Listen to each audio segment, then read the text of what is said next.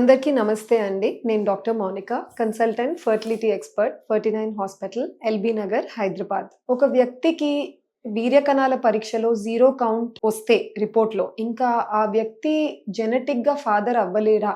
అది ఒక క్వెషన్ అయితే ది ఆన్సర్ ఇస్ నో.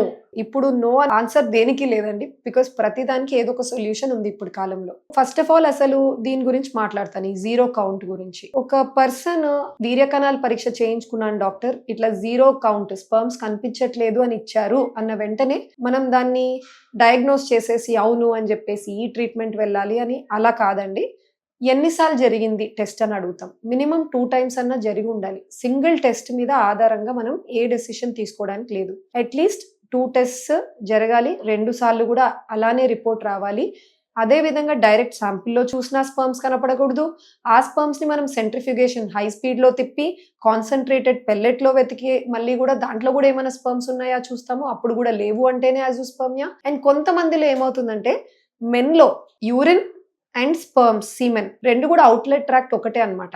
అందుకని బ్లాడర్ కి కనెక్షన్ ఉంటుంది మన మూత్రసంచికి. కొన్నిసార్లు కొంతమందికి రేర్ ఫినోమిన్ రెట్రోగ్రేడ్ ఇజాక్యులేషన్ జరుగుతూ ఉంటుంది. అంటే వాళ్ళ వీర్యకణాల శాంపుల్ బయటికి ఇజాక్యులేట్ అయ్యే బదులు వెనక్కి వెళ్ళి బ్లాడర్ లోకి వెళ్ళిపోతుంది అనమాట, మూత్రసంచిలోకి.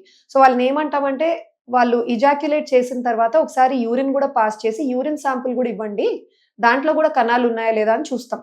సో అన్ని విధాలుగా చెక్ చేసి 0 కౌంట్ కనబడుతుందంటేనే మనం దాన్ని అజోస్పర్మియాగా పరిగణిస్తాం. ఇప్పుడు అజోస్పర్మియా ఒక వ్యక్తిలో వచ్చింది అన్న వెంటనే next step is first explain reason ఏమై ఉండొచ్చు. ఎగ్జాక్ట్ రీజన్ పిన్ పాయింట్ చేయడం కష్టం అండి.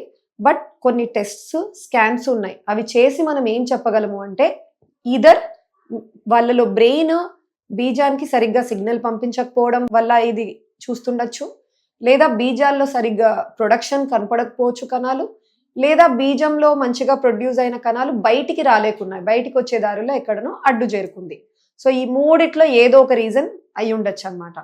సో అజోస్పర్మియా ఉన్న వాళ్ళు వాళ్ళ ఓన్ స్పర్మ్స్ తో ఒకవేళ ఫాదర్ అవ్వాలి అనుకుంటే ట్రీట్మెంట్స్ ఏంటి? కొన్ని మెడికల్ ట్రీట్మెంట్స్ ఉన్నాయండి, టాబ్లెట్స్, ఇంజెక్షన్స్ ఉన్నాయి. అంత మాత్రాన మీరు అవి తీసుకున్న వెంటనే కణాలు నార్మల్ కౌంట్ కి షూటప్ అయిపోయి న్యాచురల్ గా ప్రెగ్నెన్సీ వస్తుందా అంటే this is quite not possible. Because ఎంత మనం మెడికేషన్ ఇచ్చినా అది కొన్ని కేసుల్లోనే మెడికేషన్స్ ఇవ్వగలము, అన్ని కేసుల్లో సూటబుల్ కాదు. సో ఎక్కడైతే బ్రెయిన్ సరిగ్గా సిగ్నల్ పంపించట్లేదు అంటే ఆ కొన్ని ఫ్రాక్షన్ ఆఫ్ కేసెస్ లో అదే సిగ్నల్ ని మనం ఇంజెక్షన్స్ ఫామ్ లో బయట నుంచి ఇస్తాం, హస్బెండ్ కి ఇచ్చి వెయిట్ చేస్తాం. ఏమన్నా నెక్స్ట్ టైం ఇచ్చిన శాంపుల్లో కొన్ని కణాలన్నా దొరుకుతాయి. 0 కౌంట్ బదులు maybe 1 million 2 million.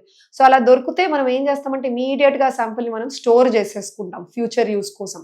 Medical treatment work out అవ్వట్లేదు, లేదా ఇలా ఇంప్రూవ్మెంట్ కూడా రాలేదు, అప్పుడు మీరు వెళ్లాల్సిన ట్రీట్మెంట్ వచ్చేసి IVF treatment, test tube baby పద్ధతి. ఈ టెస్ట్ ట్యూబ్ బేబీ పద్ధతిలో మనకు కోట్లల్లో కణాలు అవసరం ఉండవు. లేడీకి ఎన్ని ఎగ్స్ మనం తీయగలిగామో, రిట్రీవ్ చేయగలిగామో ఆ మంత్ లో అన్నే కణాలు అవసరం పడతాయి.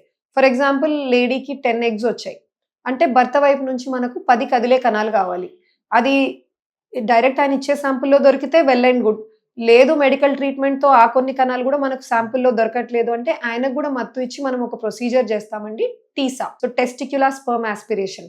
బీజం నుంచి డైరెక్ట్ గా ఎక్కడైతే ప్రొడ్యూస్ అవుతున్నాయో అక్కడ నుంచి స్పర్మ్స్ తీసే ప్రయత్నం. టీసాలో మేము ఏం చేస్తామంటే జస్ట్ నీడిల్ వేసి తీసి ఆ టిష్యూలో వెతుక్కుంటాం. అప్పటికి కూడా మాకు స్పర్మ్స్ దొరకలేదు అనుకోండి, then we go up to micro TESE. Doctor ఏం చేస్తారంటే మైక్రోస్కోప్ లాంటి గ్లాసెస్ వేసుకుంటారు. దట్ విల్ ఇంక్రీజ్ మ్యాగ్నిఫికేషన్, ఎన్నో రెట్లు ఎక్కువ మ్యాగ్నిఫికేషన్ తో కనబడుతుంది. ఒక చిన్న నిక్ ఇన్సిషన్ చేసి టెస్టిస్ ఓపెన్ చేసి టిష్యూని తీస్తారు. ఆ టిష్యూని మైక్రోస్కోప్ కింద మనం టీజ్ చేసి దాని లోపల స్పర్మ్స్ ఏమైనా దొరుకుతున్నాయా అన్నది వెతుక్కుంటాం. మనకు వచ్చిన నంబర్ ఆఫ్ గుడ్లకి సరిపడా స్పర్మ్స్ మనకు దొరికాయి అంటే హ్యాపీగా మీ స్పర్మ్స్ తోనే గుడ్లల్లో వేసి ఎంబ్రియో తయారు చేసి ఆ ఎంబ్రియో ద్వారా మీకు ప్రెగ్నెన్సీ ఇవ్వగలం.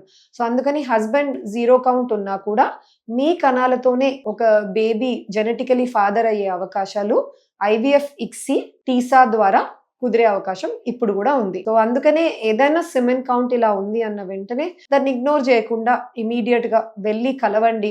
వెళ్తే అట్లీస్ట్ మళ్ళీ రిపీట్ చేయిస్తారు, దట్ ఇన్ రిలయబుల్ సెంటర్. అసలు ముందు రిపోర్ట్ కరెక్టా కాదా, ఏం చేయొచ్చు, ట్రీట్మెంట్ కుదురుతుందా లేదా, మెడికల్ ట్రీట్మెంట్ లేదు పెద్దగా యూజ్ ఉండదు, ఇమీడియట్ మీరు వెళ్తే బెటరా ఐవీఎఫ్, ఇవన్నీ కూడా కౌన్సిలింగ్ మీకు సెంటర్ వెళ్తేనే తెలుస్తుంది. Thank you.